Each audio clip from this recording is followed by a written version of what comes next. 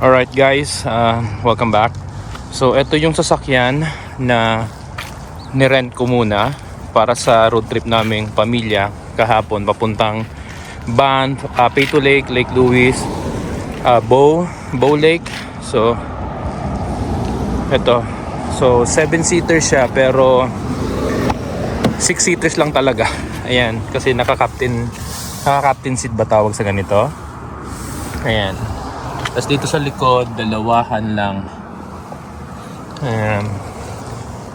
So Dodge Durango. Di ko lang alam kung anong taon to.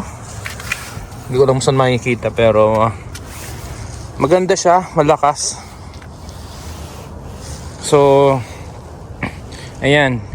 So ibabalik ko na siya ngayon, pero ikakarwas muna natin siya kasi sobrang madumi na palaban to sa snow kahapon.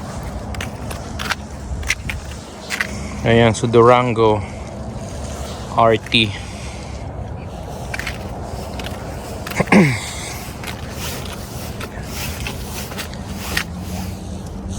Kaya so 24 hours lang naman siyang nirent ko. So yan ang itsura niya, maangas din. Okay.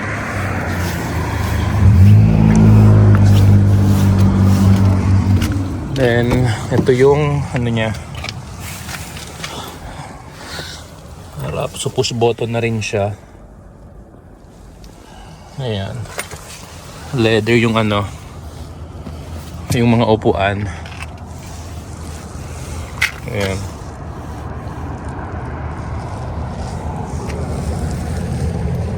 Maganda, pwede na ako habi ng asawa ko, pwede na daw ako kumuha ng 7-seaters.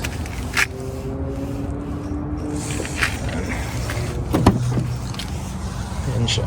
Tapos may din dito, control para sa AC, then may saksakan din ng USB, may 115 volts. Ayan, kumpleto, maganda. Ay, ito pala yung nawawalang ng anak ko, mittens. Ayan. Okay, maganda.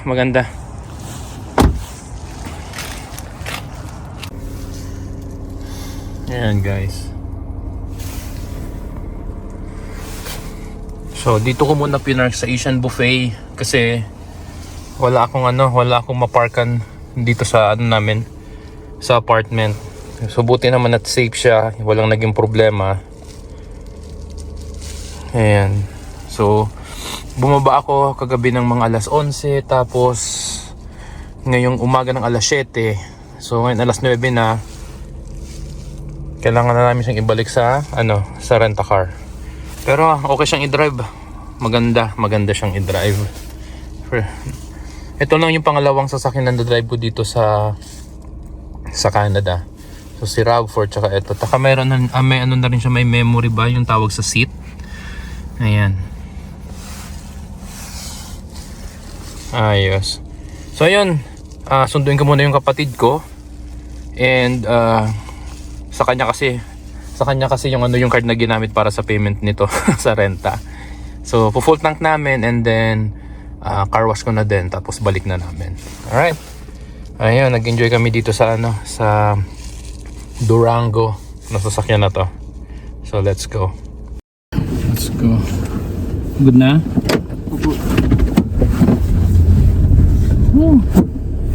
Tindi ng snow. Boots kasi. Ha?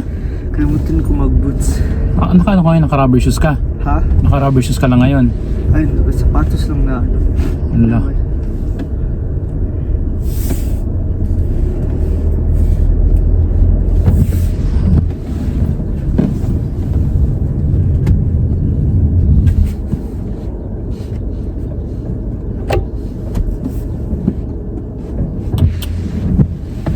Ay, kausap. Kaya nga.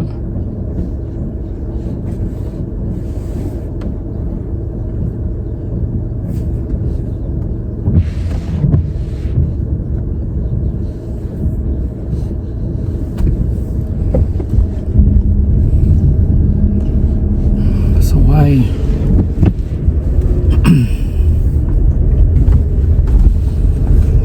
Grabe ang snow. ganito rin sa Edmonton. Puting-puti. Buti na lang magpapapalit na ako ng winter tire.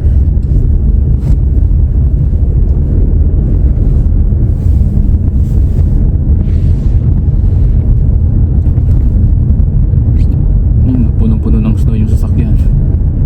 Mahirap yan.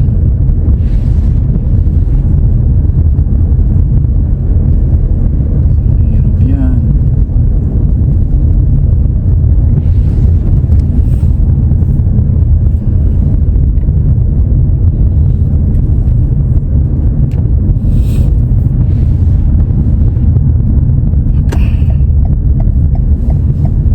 Maghapon tunak no sa forecast hanggang afternoon.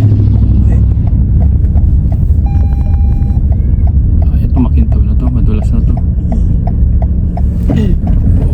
Oh my god, nag-i-skid.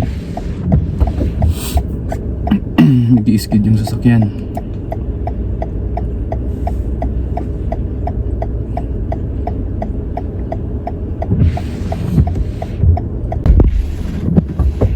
Okay, grabe ang snow. Good morning, Monday morning. Dalawang bata, inatid muna natin. So hindi pa ako naka winter tire, pero naka-schedule ako ngayong Sunday. Palit na tayo kasi eto, feeling ko tuloy-tuloy na to, and then sa weekend ganun din, may snow pa din. So feeling ko eto na yung snow, tuloy-tuloy na talaga tong snow na to.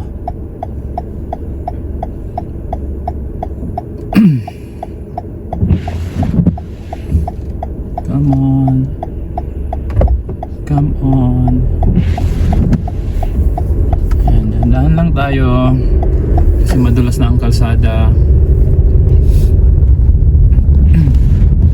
Papalaban na yung all season tire natin. Ayan no, nag-start lang to ng madaling araw. Tapos ayan, puti na lahat ang ang kalsada.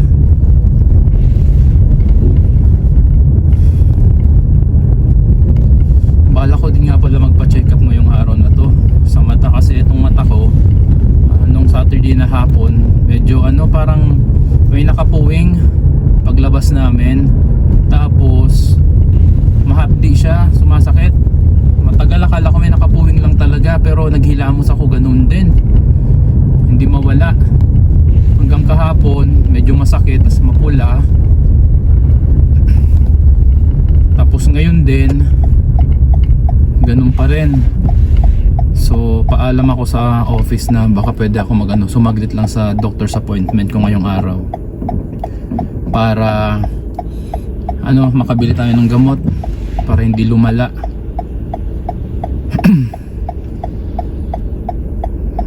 Yan itong sasakyan na nasa harap ko, puno-puno ng snow. Yan ang mahirap basta wala kang parking. Buti ako nakapark ako sa basement, kaya okay lang.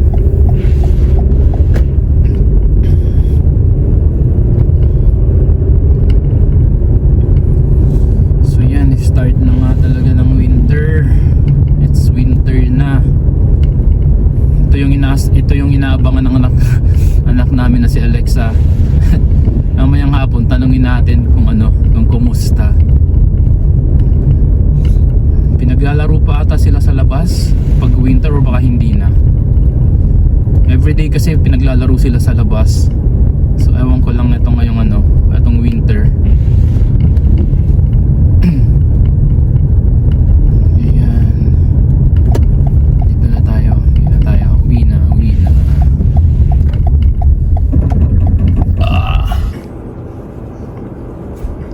So ito ang sitwasyon ng Calgary ngayon. Maputik, makapal yung snow na inulan dito sa Calgary. So ayan ang sitwasyon.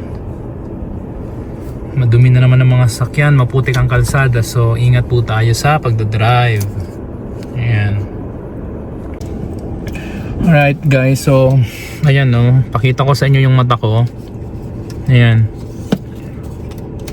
So hindi naman siya sore eyes kasi di ko alam. Hindi naman kasi siya nagmumuta nung pagising ko kaninang umaga. So mahapdi lang siya. Tapos pag lumilingon ako sa gilid, ano siya, medyo parang medyo may sakit. So di ko alam kung may sugat. So yun, andito na kami ngayon sa ano, sa clinic ng aming family doctor. So magpaano muna tayo, pa-check para mabigyan tayo ng gamot para makabili kasi 2 days na siya eh. 2 days na, so kailangan ng maagapan. Sabi nga ng anak ko kahapon, sabi niya magpa-check up na daw ako kahapon kaso gabi na. So ngayon na lang kami nagkaroon ng chance na tumawag dito sa family doctor.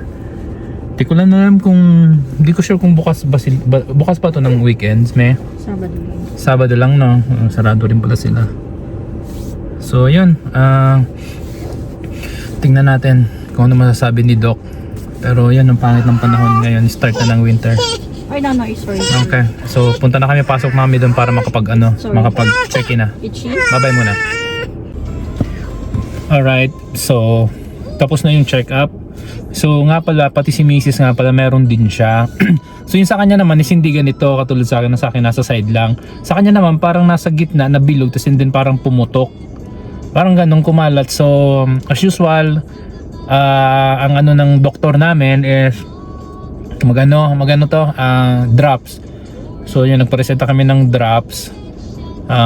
Yun, tigisa kami. So sabi ano daw, 4 times a day sa 7 days. So yun. Ngayon, sakto sundo muna kami sa anak namin kasi uwian na rin naman nila. So sakto lang yung paglabas namin dun sa sa clinic ng doctor namin. Ayun, si Mrs. siya nang bumaba siya para kuhanin yung anak namin. Ayun, si Sebastian nasa likod. Pero yun, guys, ang sitwasyon ng labas ngayon is sobrang ma-snow. Ayan. Ay, nako. Tuloy-tuloy na tong snow na to. Winter na talaga, totoo ng winter, hindi na yung pakonti-konti lang yung yung patak ng snow. Ito talagang bumuo siya. So yun, hindi nata yung asawa ko, pati si Alexa, pati si Cedric. So yun, so hanggang dito lang muna tong vlog na to guys. Baba.